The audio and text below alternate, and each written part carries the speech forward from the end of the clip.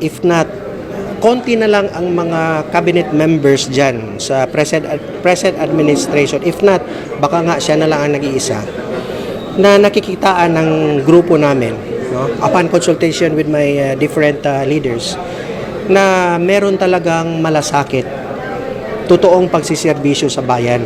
Despite the fact that a very huge demolition job has been undertaken against her, no, attacking her left and right using precious government money to attack her, but still Vice President Sara Duterte remained steadfast in her duty, in her sinumpaang tungkulin to the Filipino people who voted for her. I think that was around 32 million something, no, if I'm not mistaken.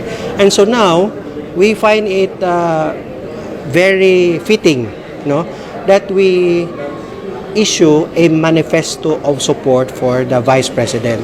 We want to tell her and we want to show other Filipino people that the group of Kilusang Pagbabago Pilipinas will always be behind her and will never leave her, and whatever help that we can do to help her achieve her objectives, especially as a public servant, we are here to support her. Let us use our karapatan ngayon, no?